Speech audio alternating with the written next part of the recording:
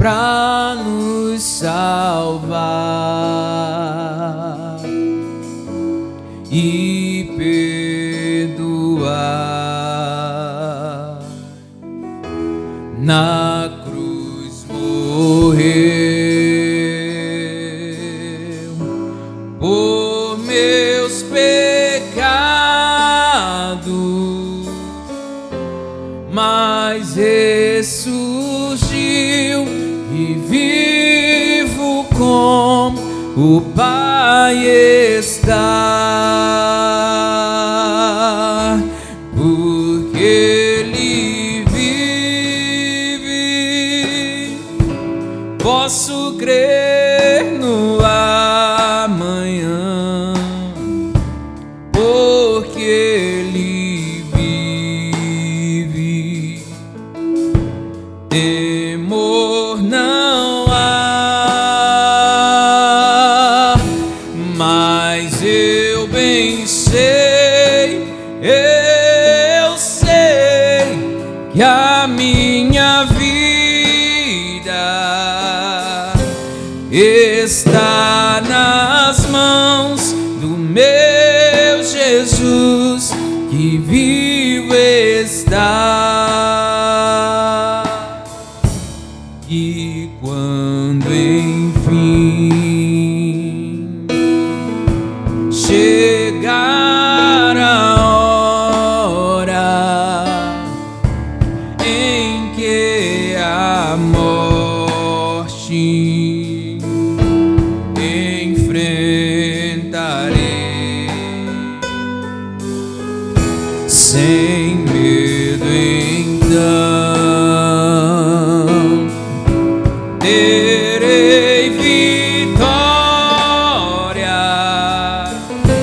verei na glória o meu Jesus, que vivo está,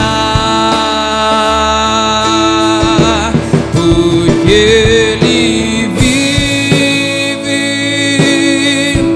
Posso crer no amanhã, porque Ele vive.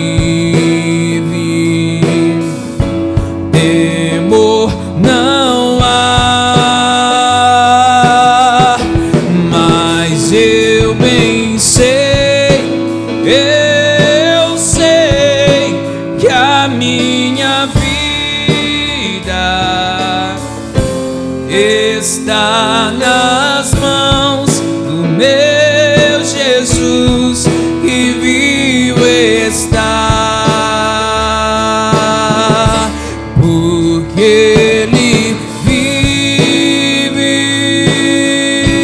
Posso crer no amanhã, porque Ele vive. Temor não há, mas eu bem sei, eu sei que a minha vida está nas mãos do meu Jesus, que vive está, está nas mãos do meu Jesus, que vive está.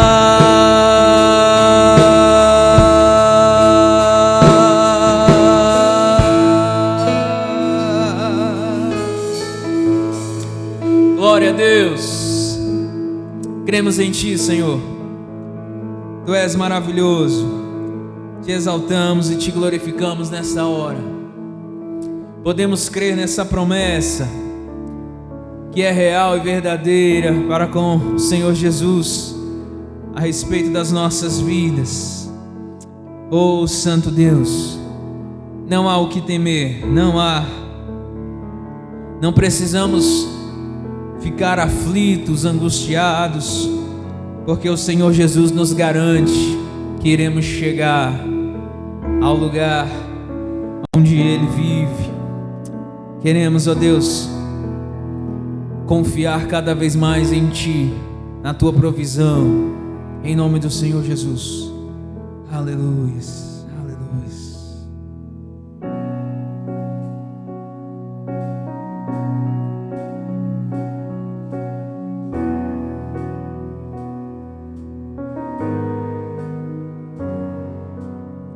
Quero andar sempre contigo, na força do Teu nome. Quero viver sem dúvida, em Ti confio.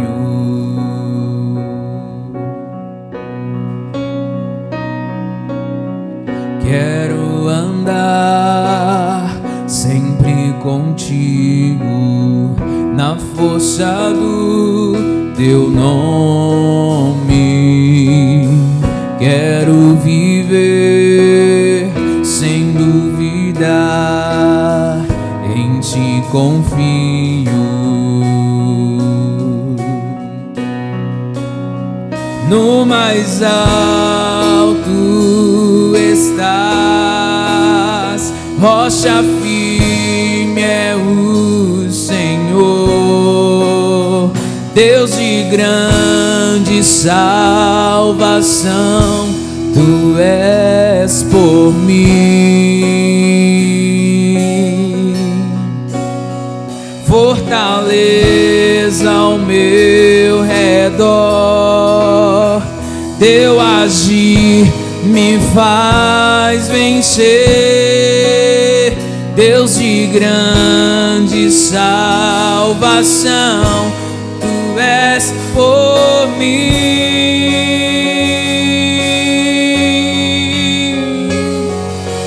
Deus de tão grande salvação,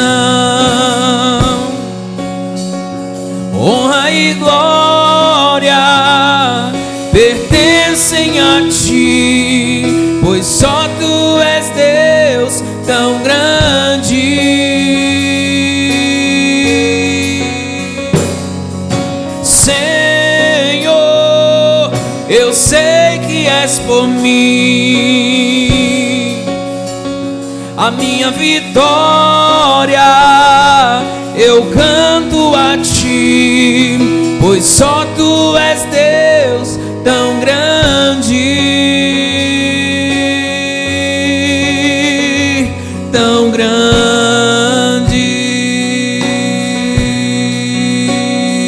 tão grande.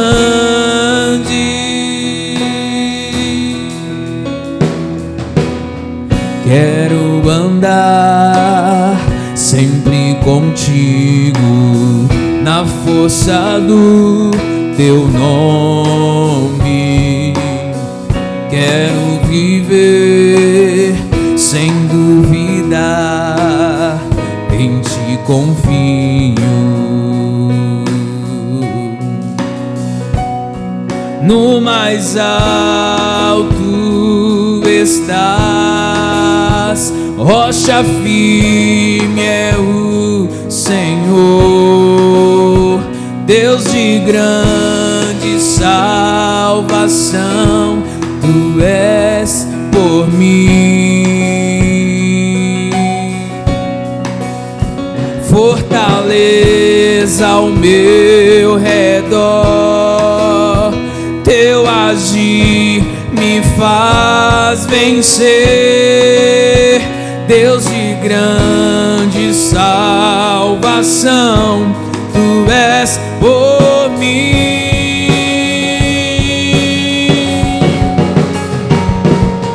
Deus de tão grande salvação,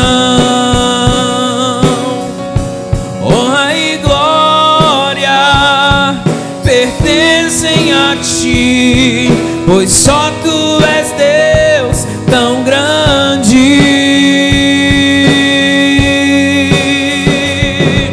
Senhor, eu sei que és por mim a minha vitória, eu canto a Ti, pois só tu és Deus tão grande. No mais alto estás, rocha firme é o Senhor, Deus de grande salvação, tu és por mim. Fortaleza ao meu redor, teu agir me faz vencer, Deus de grande salvação, tu és por mim.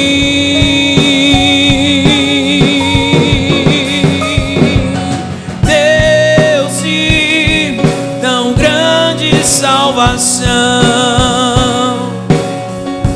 honra e glória pertencem a ti, pois só tu és Deus tão grande.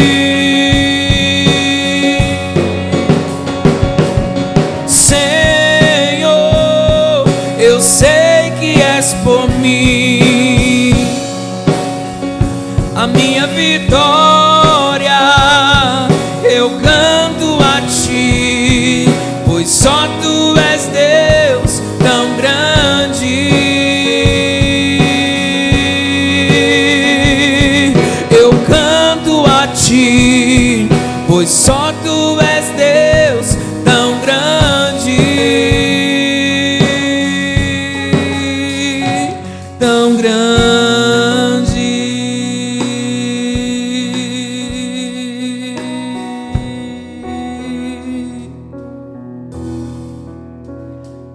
Aleluias. Esse é o Deus que servimos, grande e poderoso. Aleluias, aleluias. Tu és maravilhoso, Senhor.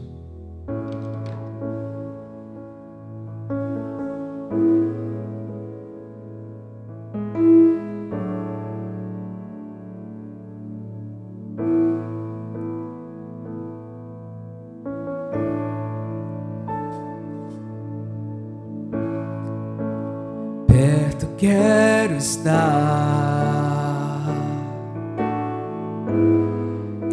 junto aos teus pés,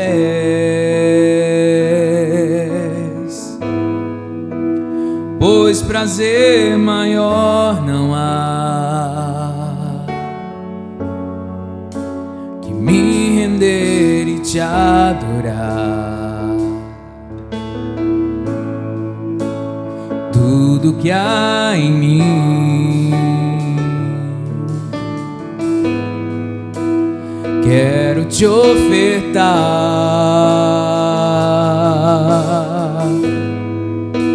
mas ainda é pouco, eu sei,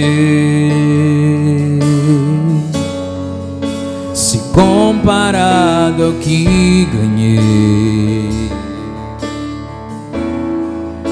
Não sou apenas servo, teu amigo me tornei.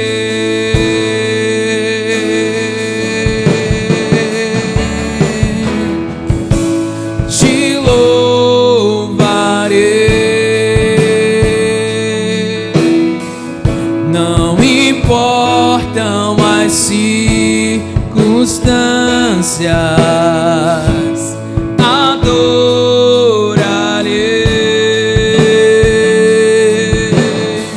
somente a ti, Jesus.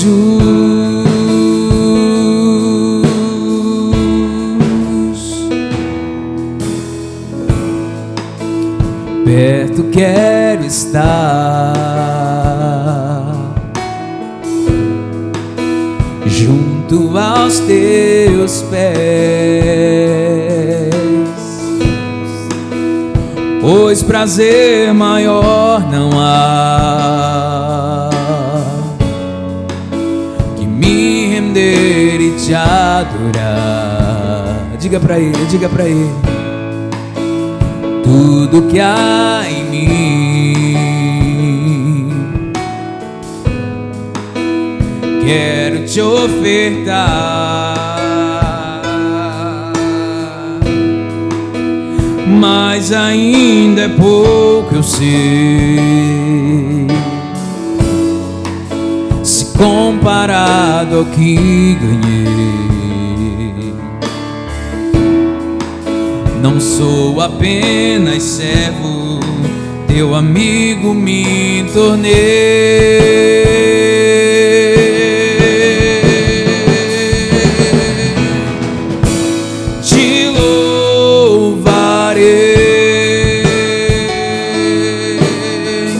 Não importam as circunstâncias, adorarei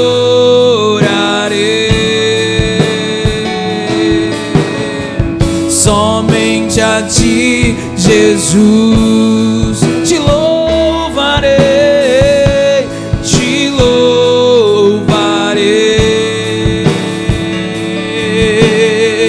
Não importam as circunstâncias, adorarei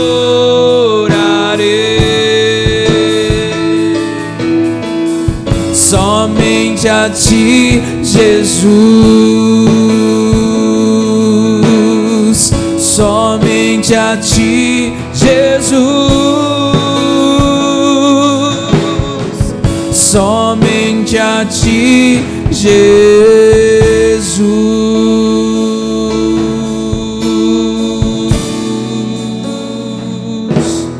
Jesus. Aleluia. Somente a ti, Senhor. Somente a ti. Queremos aprender isso, Senhor. Te louvar, independentemente da situação que estamos vivendo, independentemente de qualquer momento em nossas vidas. Queremos te louvar, Senhor, em todo tempo, em todo tempo, em todo tempo. Aleluia. Aleluia.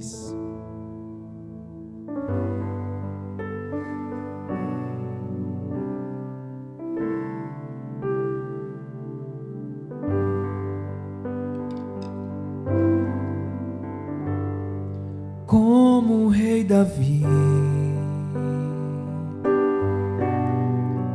quero te louvar. Minha alma canta a ti, Senhor, em adoração. Digno és de louvor, majestade santa. Meu prazer é te dizer: te amo, ó Senhor, em adoração. Eu me rendo a ti. Tu és como um rio de águas vivas, flui dentro de mim. És manancial, fonte inesgotável, traz vida ao coração. Como o rei Davi, quero te louvar.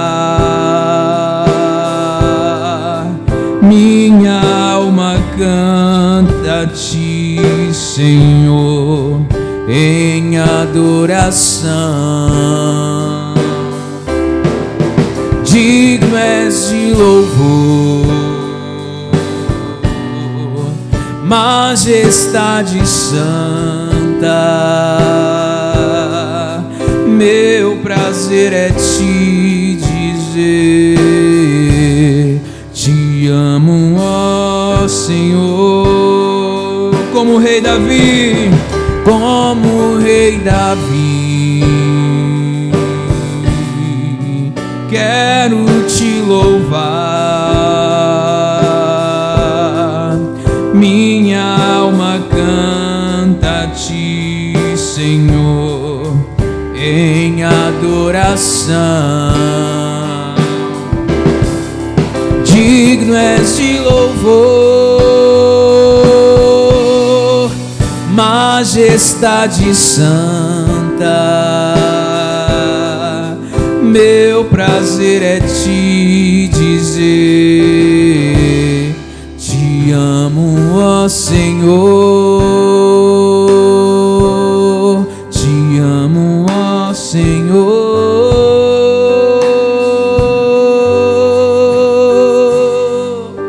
Meu prazer é te dizer: te amo, ó Senhor.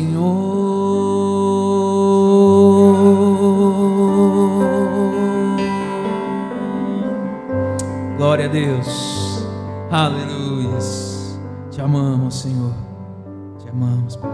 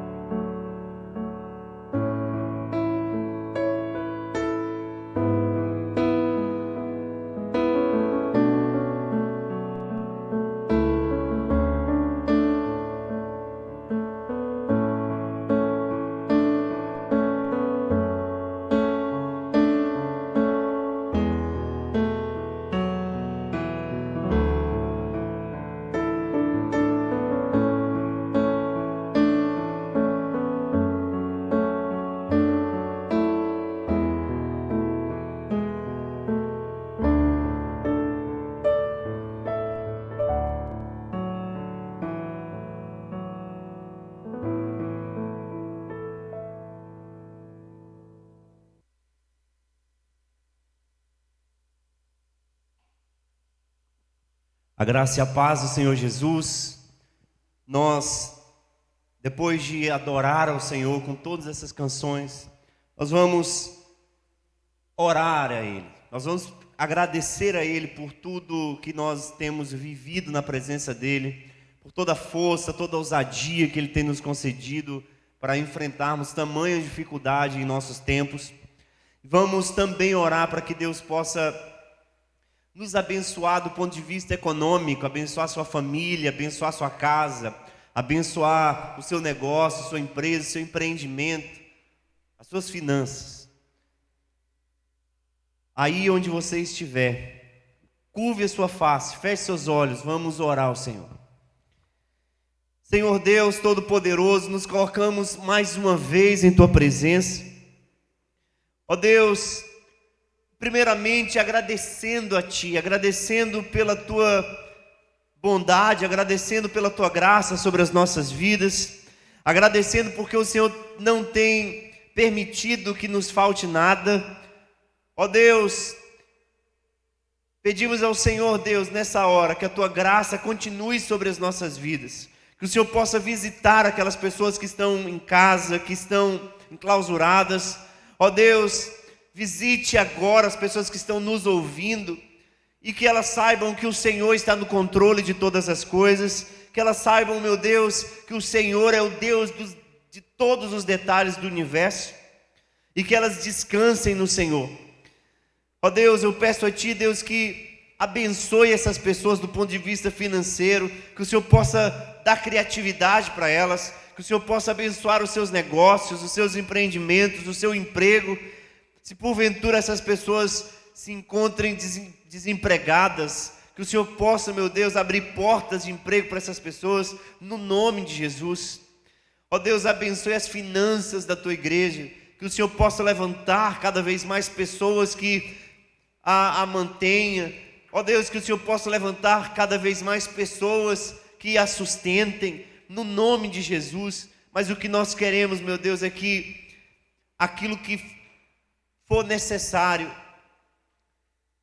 para cobrir, Senhor, as despesas, que o Senhor possa, Deus, nos auxiliar para a glória do Teu santo nome. Até aqui o Senhor tem nos ajudado, ó Deus, e nós pedimos a Ti, Deus, e descansamos no Senhor. Que o Senhor possa, Deus, abençoar todo dizimista, todo ofertante, ó Deus, toda generosidade, toda solidariedade. Que o Senhor possa abençoar toda disposição, ó Deus, toda consciência, no nome de Jesus. E que ao mesmo tempo o Senhor possa conscientizar aquelas pessoas que ainda não entenderam o privilégio que é participar do Teu reino, contribuindo com os recursos que não são nossos, são do próprio Senhor. Eu peço a Ti nessa hora, Deus, agradeço no nome de Jesus, nos conceda a Tua palavra viva, a Tua palavra eficaz, para a glória do Teu santo nome. Amém.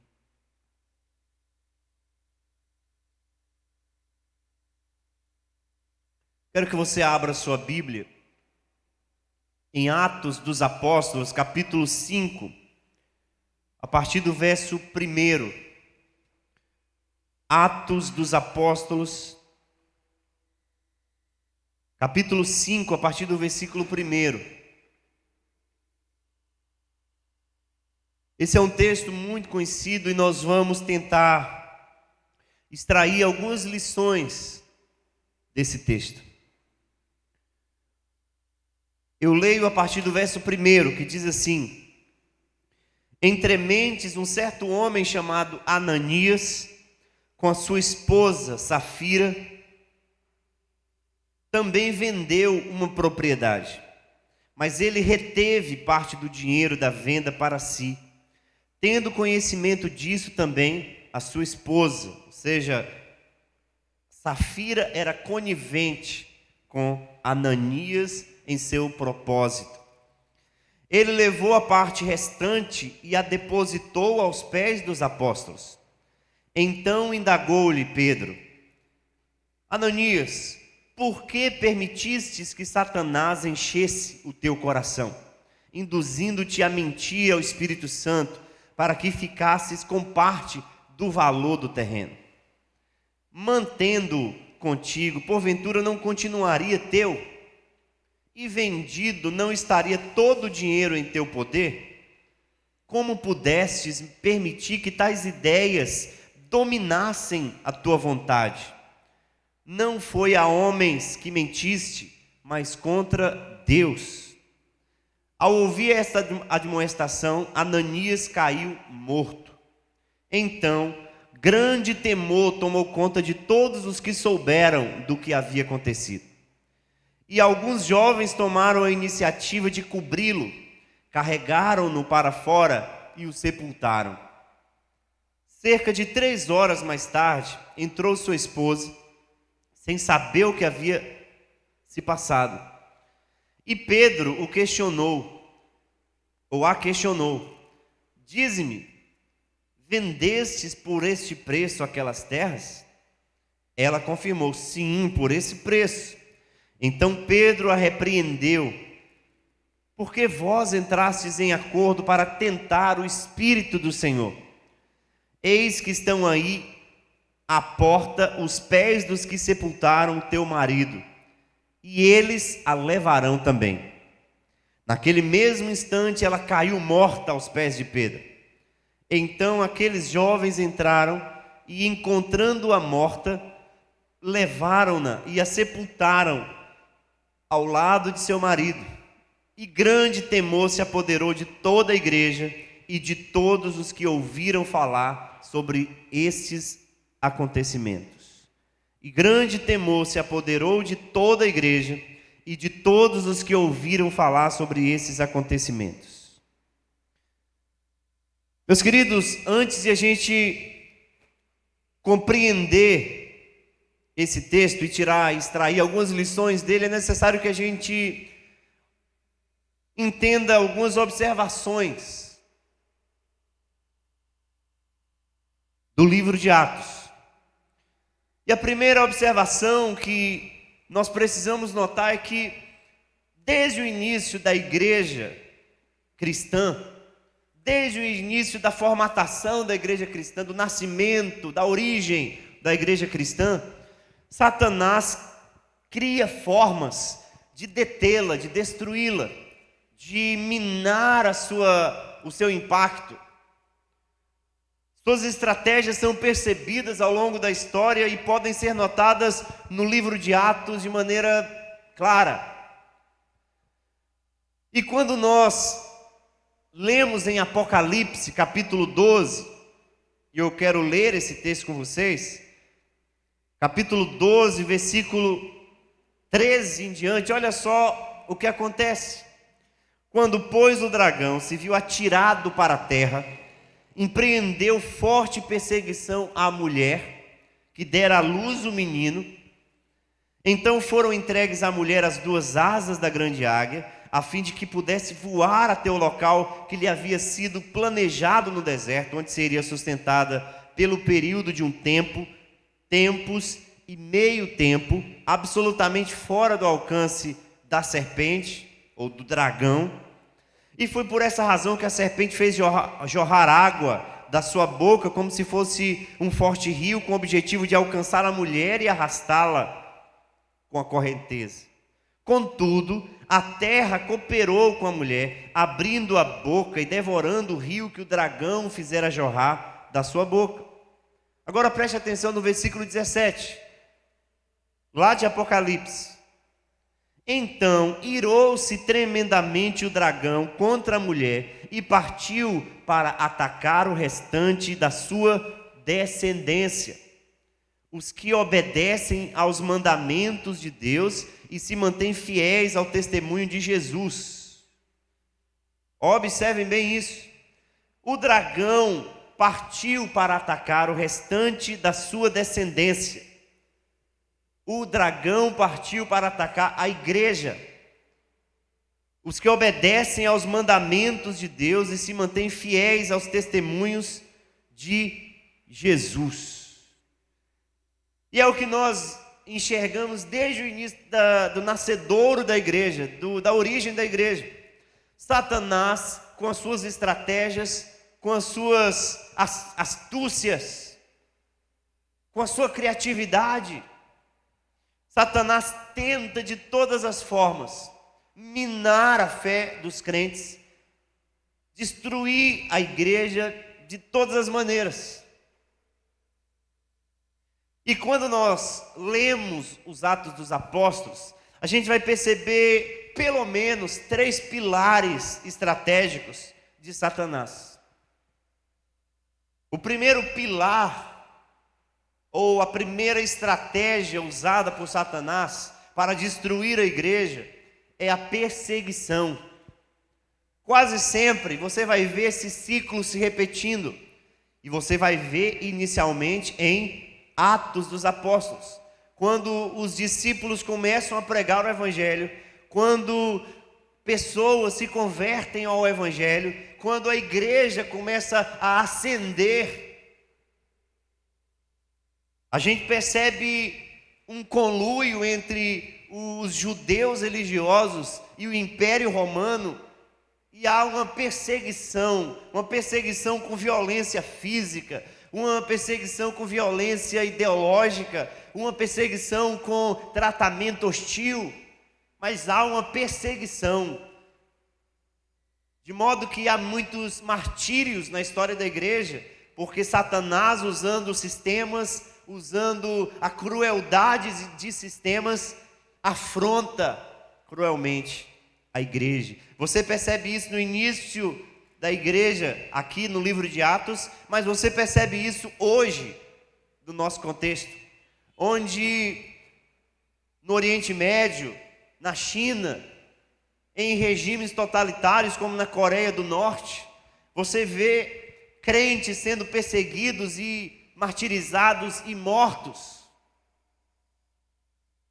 pela perseguição. Quem está por detrás de tudo isso, senão o dragão, senão a serpente, senão Satanás? Então, um dos pilares estratégicos de Satanás para tentar destruir a igreja e minar a fé do seu povo é a perseguição. O segundo pilar estratégico é a corrupção. Observem bem isso, a corrupção moral. Enquanto a estratégia da perseguição é algo que parte de um ponto externo contra a igreja, a corrupção é algo que acontece internamente na igreja. Preste bastante atenção nisso. Quando tratamos da perseguição como estratégia de Satanás contra a igreja, a gente vai notar a influência ou a interferência, a tentativa de interferência de pessoas que não têm nada a ver com o cristianismo, contra o cristianismo, de pessoas de fora do cristianismo, de fora da igreja, contra a igreja. Agora, quando a gente fala sobre corrupção, a gente está tentando notar, ou vai notar, a interferência de Satanás dentro do contexto da própria igreja. Quando usa pessoas no contexto da própria igreja, para não serem íntegras, para serem corruptas, para serem moralmente equivocadas, para serem eticamente distorcidas, para afrontarem em sua moral, em seu comportamento, em suas falas, em seus jeitos ou estilo de vida, tudo contrário às Escrituras Sagradas, de modo que as pessoas que estão no contexto da igreja se escandalizam, e de modo que as pessoas que estão fora da igreja se escandalizam. Essa é a segunda estratégia, ou o segundo pilar estratégico de Satanás, quando ele usa a corrupção, que é justamente o caso do capítulo 5 de Atos dos Apóstolos.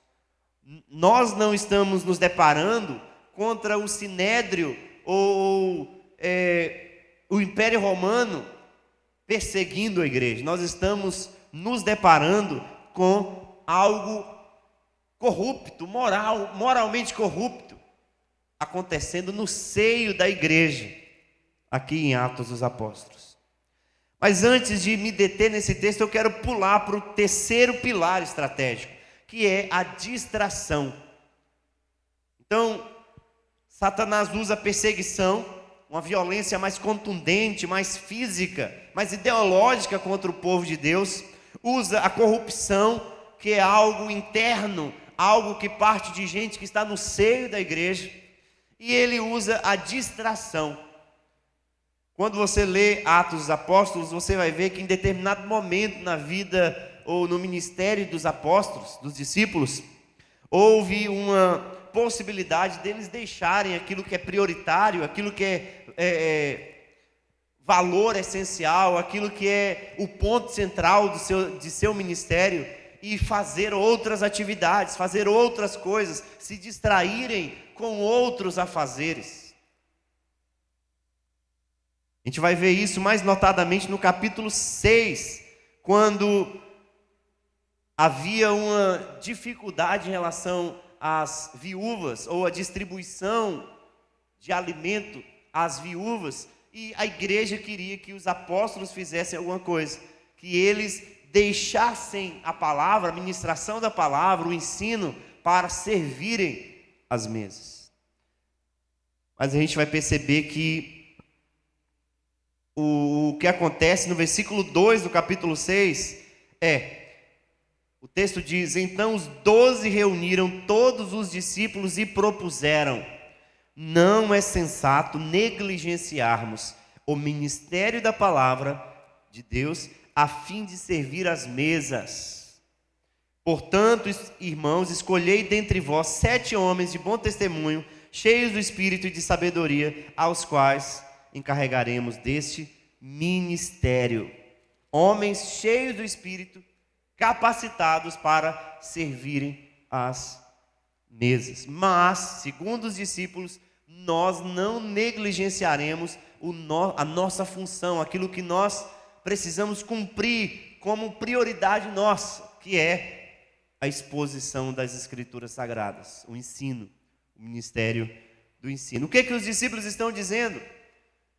Os discípulos estão dizendo que eles não poderiam ser distraídos daquilo que era muito mais importante no contexto da igreja, porque se fosse, o falso ensino viria, se fosse, os lobos viriam e acabaria com a igreja ascendente. Então, qual a arma de Satanás para tentar destruir a igreja? Ou as armas? Perseguição, corrupção e distração. É o que a gente tem visto acontecer hoje no nosso mundo. As pessoas, ou no nosso contexto global, há crentes sendo perseguidos fisicamente, há crentes sendo mortos por causa da fé em Jesus, há crentes sendo presos por causa da fé em Jesus. Talvez você não saiba, mas hoje, em nossos tempos, há muito mais martírios do que no contexto da igreja primitiva. Há muito mais crentes morrendo pela causa do evangelho do que se morreu em toda a história da igreja. A perseguição contundente contra a igreja hoje. Mas hoje também há corrupção no seio da igreja. Porque quantos escândalos temos visto, e quantas justificativas de pessoas que estão fora, que dizem assim: eu ir para a igreja evangélica no estado em que elas estão, onde as pessoas só pensam em dinheiro, onde as pessoas só pensam em lucrar, onde as pessoas só pensam em si mesmas. Quantos escândalos em relação à igreja evangélica você tem ouvido, e que tem sido uma das razões principais desse chamado desigrejados aumentarem mais ainda o número. Corrupção, escândalo no contexto da igreja, no seio da igreja, algo interno, enquanto a perseguição tem um teor externo, a corrupção tem um teor interno no seio da igreja. Mas nós também temos visto a distração minando a fé, minando a força da igreja, porque hoje as pessoas estão muito mais entretidas com tantas coisas, pessoas estão entretidas e sendo ativas com tantos afazeres, e se esquecendo daquilo que é primordial, aquilo que é essencial, aquilo que é muito mais valoroso, aquilo que nutre a alma. Satanás não para de lutar contra a igreja. E nós vamos ver aqui de perto essa segunda estratégia de Satanás, a corrupção. Nós já lemos o texto e nós vimos aqui que, diante de um contexto de uma igreja ascendente, a igreja estava crescendo, as pessoas estavam visualizando o poder da igreja, do Cristo que agia através da igreja, e isso estava conectando pessoas à fé cristã, pessoas estavam se comprometendo com Cristo. Um número muito grande de pessoas estava aderindo à fé cristã.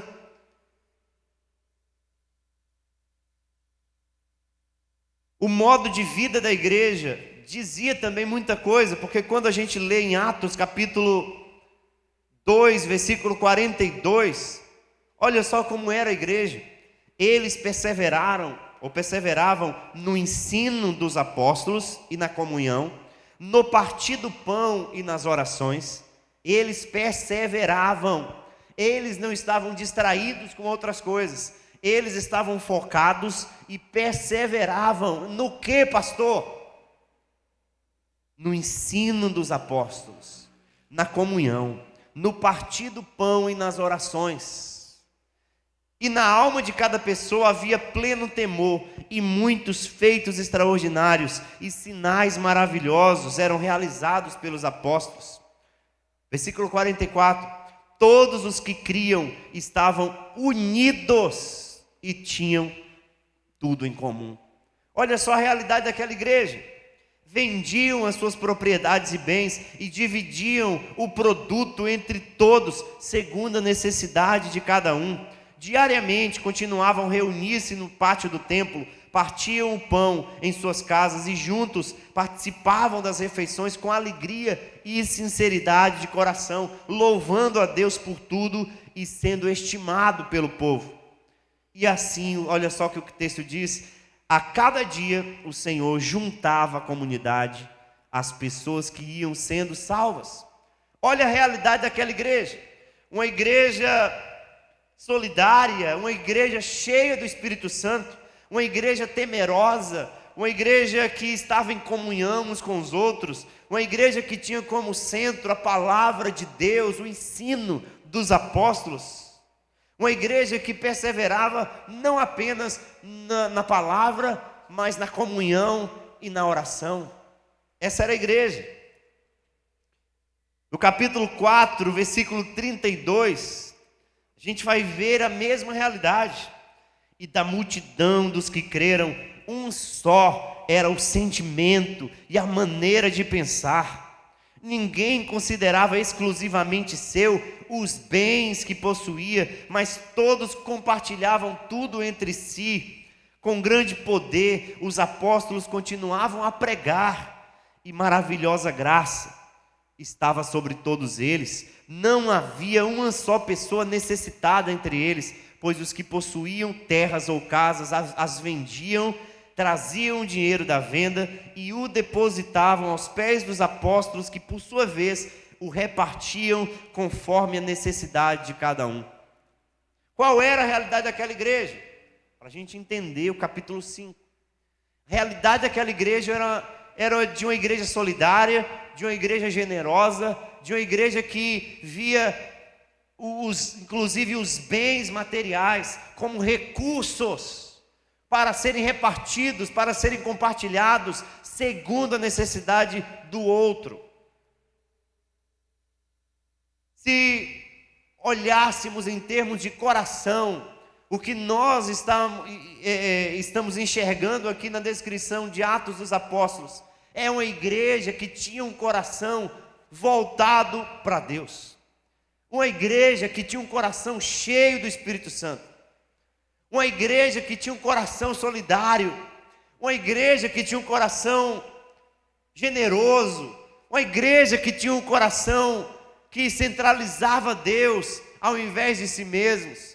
Uma igreja que tinha um coração apegado em Deus e não um coração apegado nas coisas, nos bens. Esse era o coração da igreja. Esse era o coração da igreja. E aí no versículo 36, acompanha aí o meu raciocínio. No versículo 36 de Atos, capítulo 4, o texto diz assim: então José, preste atenção, nessa realidade onde a igreja tinha todas essas características que eu descrevi para você, José, um levita natural de Chipre, a quem os apóstolos deram o sobrenome de Barnabé, que significa filho da consolação ou filho do Paráclito, sendo proprietário de um campo, vendendo, trouxe o dinheiro da venda e o colocou junto aos pés dos apóstolos. Preste atenção. A igreja repartia. As pessoas que estavam inseridas na igreja, principalmente aquelas pessoas que tinham condições financeiras, que tinham propriedades, que tinham dinheiro, eles pegavam esse recurso e eles contribuíam, eles repartiam, eles partilhavam, de modo que no contexto da igreja na cidade não havia um só necessitado. E aí a Bíblia fala de um caso específico, de um homem chamado José, um levita natural de Chipre, sobrenome Barnabé, mas era apelidado ou o apelido dele era Barnabé, que significa filho da consolação, ou filho do Paráclito. O que ele fez? Ele pegou, ele vendeu uma propriedade, e ele trouxe o dinheiro da venda integral e colocou junto aos pés dos apóstolos. O que ele fez? Ele doou para a igreja, para que a igreja repartisse para os necessitados. A igreja obrigava as pessoas a fazerem isso? Não, isso era algo voluntário. Isso era algo do coração desprendido. Isso era algo de uma comunidade, era algo de pessoas que entenderam o propósito para o qual ou pelo qual existem. Mas um casal, vendo toda essa realidade, vendo tudo isso acontecer, testemunhando aquilo que Barnabé, o filho do Paráclito, imagine aí, os próprios apóstolos deram esse sobrenome para José, Barnabé, filho do Paráclito. Isso significa que aquele homem não era apenas um homem generoso, era um homem generoso porque estava cheio do Espírito Santo, era governado pelo Espírito Santo. A igreja estava nessa vibe, nessa realidade, pessoas cheias do Espírito Santo, fazendo a vontade do Espírito Santo. E Barnabé, dentre essas pessoas, é denominada filho do Paráclito, filho do Espírito Santo. Era alguém tão governado e conduzido pelo Espírito Santo que os próprios apóstolos lhe deram esse apelido, esse sobrenome. E ele toma essa atitude, e ele vende a sua propriedade, e ele distribui, ele dá para os apóstolos repartirem. E Ananias e Safira intentam fazer o mesmo, mas intentam da maneira mais errada possível. Eles vendem a propriedade, mas eles retêm parte do dinheiro da venda.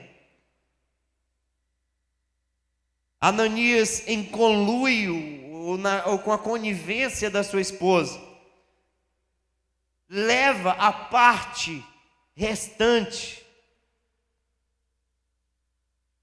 para os apóstolos. Ele levou a parte restante e a depositou aos pés dos apóstolos. E é interessante isso. No versículo 3, Pedro indaga para Ananias: Ananias, por que você permitiu que Satanás enchesse o teu coração, induzindo-te a mentir ao Espírito Santo, para que ficasses com parte do valor do terreno? Mantendo contigo, porventura não continuaria teu? E vendido, não estaria todo o dinheiro em teu poder? Como pudestes permitir que tais ideias dominassem tua vontade? Em outras palavras, quando Ananias e Safira, eles levaram, aliás, quando Ananias levou o dinheiro e depositou aos pés dos apóstolos,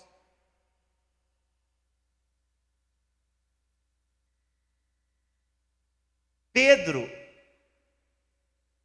com certeza recebendo a revelação do próprio Deus, de que havia algo errado, e esse algo errado é o fato de Ananias se pôr como hipócrita, Ananias querer reconhecimento, Ananias usar de um estilo de vida da igreja, de uma realidade generosa de pessoas da igreja, para tentar um reconhecimento, para tentar entrar bem na fita, para tentar ficar bem com as pessoas, para tentar ser reconhecido como alguém que também contribuiu, que também ajudou, que também repartiu.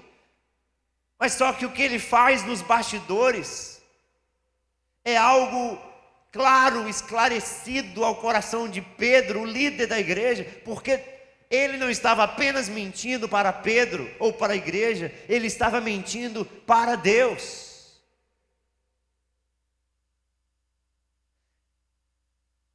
E o argumento de Pedro é: você não é obrigado, e não foi obrigado por nós, e nem seria obrigado por nós, a contribuir com alguma coisa.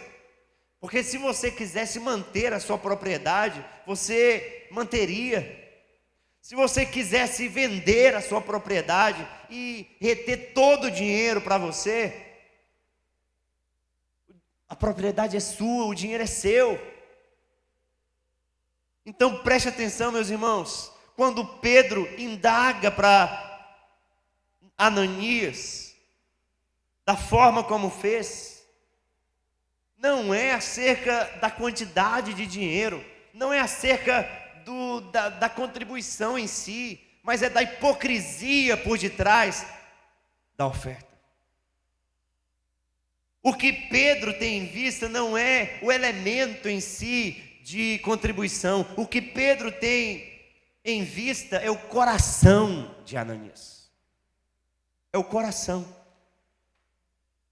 Porque enquanto por um lado, e o texto faz questão de contrastar, por um lado, há um homem cheio do Espírito Santo, o filho do Paráclito, que vende a sua propriedade para abençoar o outro. Surge alguém que, cheio de Satanás, vende a sua propriedade, retém parte do dinheiro para si, escondido, e dar o valor como se aquele fosse o valor integral, para ter o reconhecimento e para ser importante no meio da comunidade. Então observe isso comigo. Enquanto Barnabé era um homem cheio do Espírito Santo e fez o que fez por conta de um coração que entendeu o que é a fé cristã, o que é a vivência da igreja, Ananias, cheio de Satanás, porque o texto diz: Ananias, por que permitisses que Satanás enchesse o quê? O teu coração. O que a gente percebe aqui é uma pessoa cheia do Espírito Santo e uma outra pessoa cheia de Satanás, todas no contexto da igreja. Isso é duro, isso é algo impressionante, e isso é algo a se pensar. Alguém no contexto da igreja, no contexto da oferta, no contexto da contribuição, no contexto do culto, alguém cheio do Espírito Santo, com motivações legítimas, com motivações sinceras, com motivações abençoadoras. Por outro lado, Ananias e Safira, mentindo para Pedro, mentindo para si mesmo, mas não podendo mentir para Deus, porque Deus enxerga todas as coisas. Ananias, por que permitisse que Satanás enchesse teu coração, induzindo-te a mentir ao Espírito Santo para que ficasse com parte do valor do terreno? A propriedade não é sua e o dinheiro não é seu, para que fazer isso? Você não mentiu a homens, você mentiu contra o próprio Deus. E aí no versículo 5 o texto diz: ao ouvir esta admoestação, Ananias caiu morto. Então grande temor tomou conta de todos os que souberam do que havia acontecido. A primeira observação que nós temos que fazer desse texto é essa diferença, esse contraste entre aqueles que estão cheios do Espírito e aqueles que podem estar cheios de Satanás. E o que é ser cheio do Espírito e o que é ser cheio de Satanás?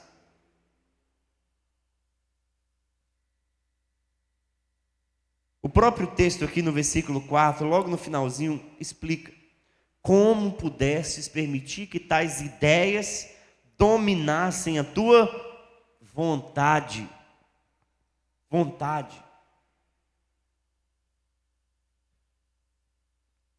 Quando a Bíblia vai usar esse termo, ser cheio do Espírito Santo, ou quando usou o termo, permitisses que Satanás enchesse o teu coração, ser cheio de Satanás, é uma figura de linguagem para mostrar quem está no governo, quem domina quem. Quando nós somos cheios do Espírito Santo, não significa que o Espírito Santo dentro de nós cresce como se fosse algo inanimado. Não.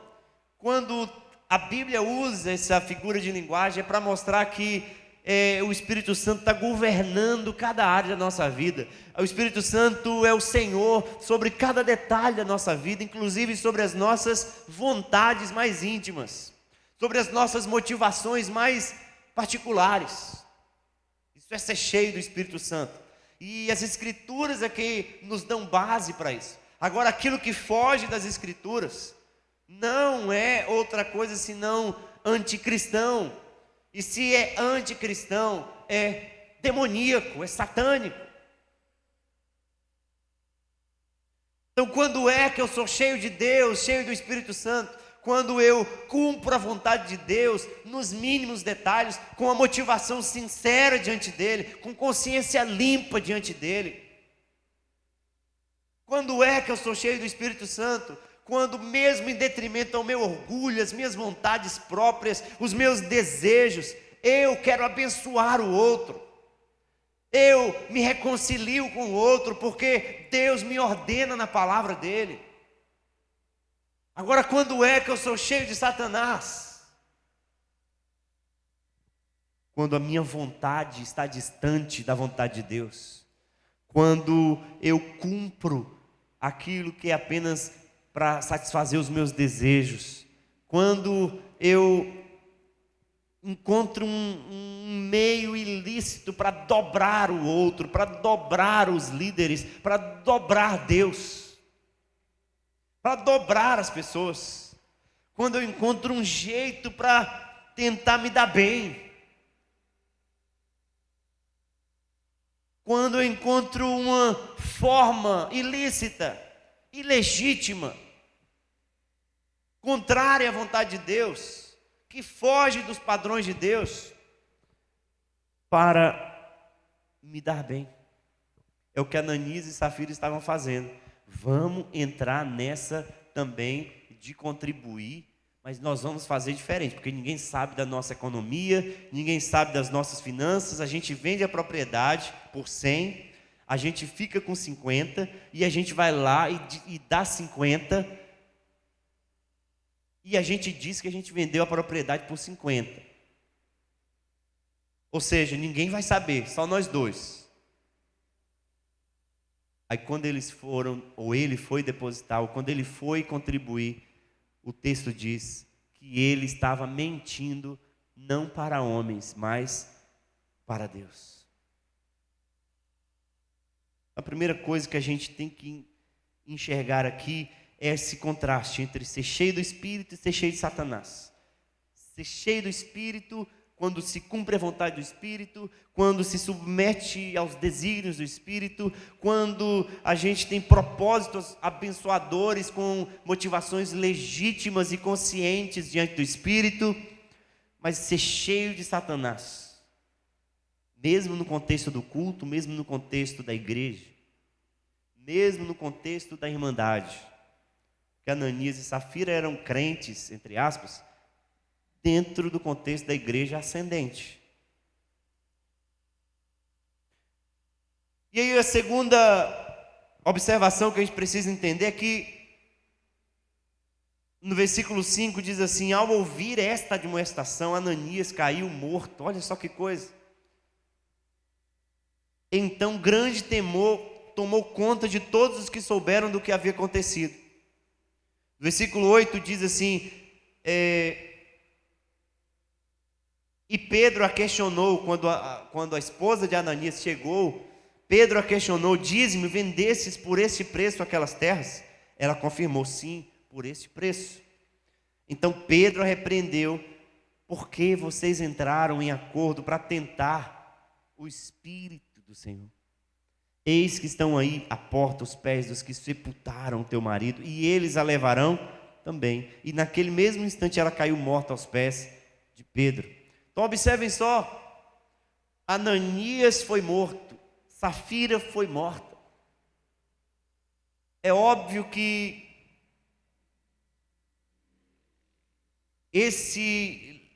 não é o padrão que acontece em todo o tempo. Você já pensou se isso acontecesse em todo o tempo, em toda a história?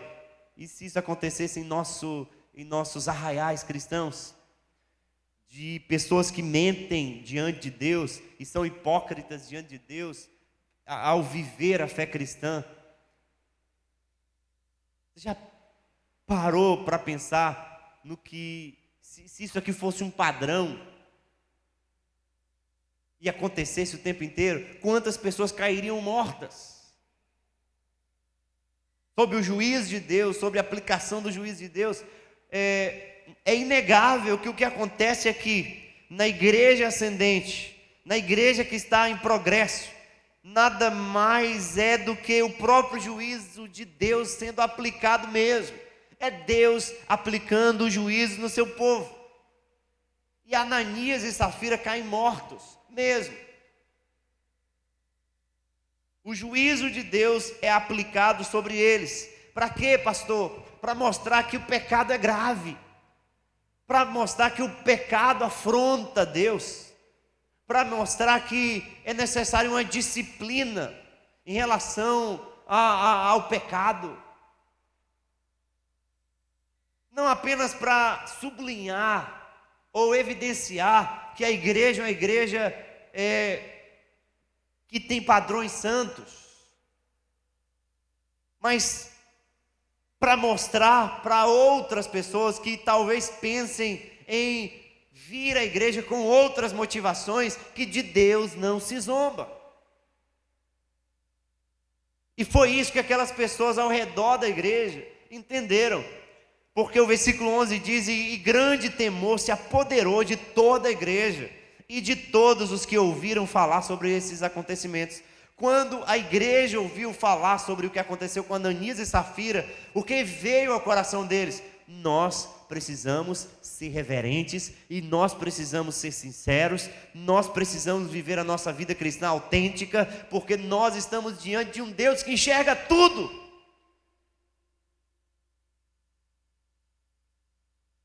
É isso que nós precisamos entender. A nossa vida cristã tem que ser autêntica. O nosso coração, ele tem que ser sincero diante de Deus, consciente diante de Deus, porque há um risco, meus queridos, de as pessoas estarem no contexto da igreja, estarem no contexto do culto, estarem no contexto, inclusive, de contribuição. Com que coração? Com o coração de Barnabé? Ou com o coração de Ananias e Safira? Com as motivações de Barnabé? Ou com as motivações de Ananias e Safira? Cheios do Espírito Santo? Ou cheios de Satanás? Sendo governados por Deus para cumprir a vontade dEle? Ou as ideias inflamadas, estratégicas, corruptas de Satanás, inflando a vontade delas? A gente precisa se perguntar isso, porque todos nós corremos o risco disso acontecer. Porque até o próprio Pedro, que indaga contra Ananias, é aquele que sofreu isso na pele. Isso é muito interessante. Olha só o que Pedro disse. É como se Pedro estivesse dizendo: Ananias, você permitiu que Satanás soprasse aos seus ouvidos e enchesse o teu coração para contrariar aquilo que está acontecendo na igreja, para contrariar aquilo que é uma realidade da igreja. A igreja é cheia do Espírito Santo, a igreja em comunhão, a igreja solidária, a igreja generosa, a igreja temerosa, a igreja centralizando a palavra do Cristo. Mas aí vem você, Ananias, e sua esposa, inflamados por Satanás. Você permitiu que isso acontecesse?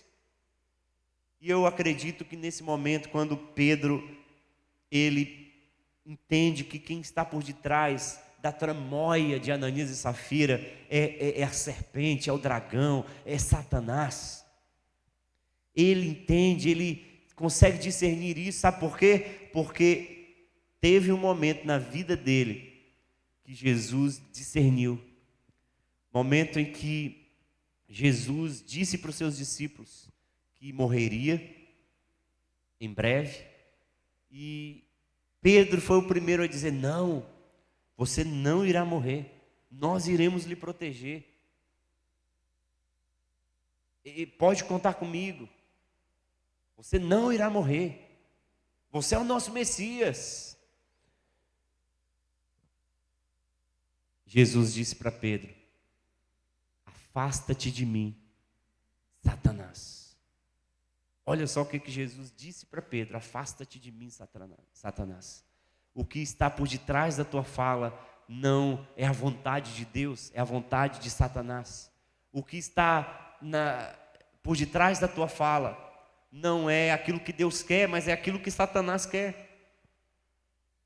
E a mesma coisa ele consegue discernir aqui. Ananias, você permitiu que Satanás inflasse o seu coração, o seu ego, as suas vontades, os seus desejos, a sua corrupção, de maneira que você mentiu não a homens, mas ao próprio Deus.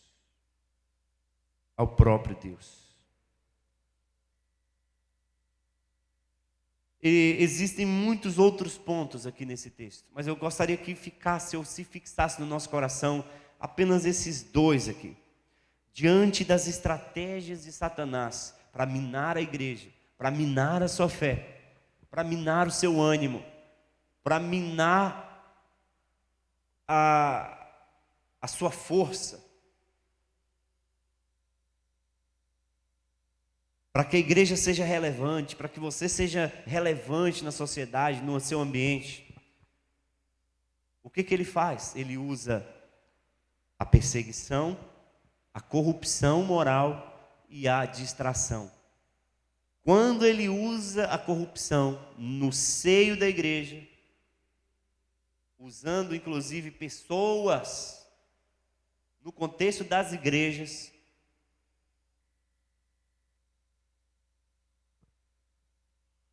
isso se torna algo ruim para a igreja, porque escandaliza.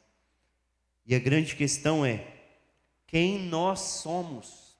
Como nos posicionamos ou temos nos posicionados diante de todas essas estratégias de Satanás?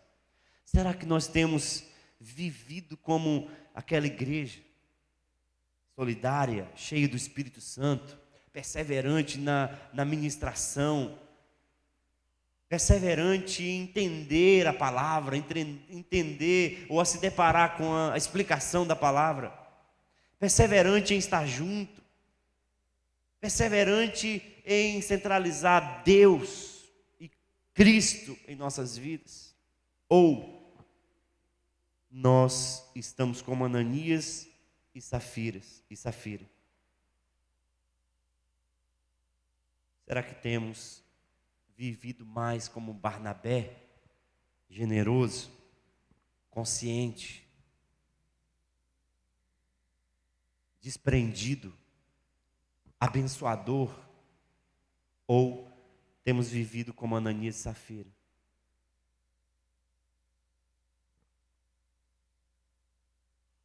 Essa é a minha indagação e a minha reflexão nessa noite.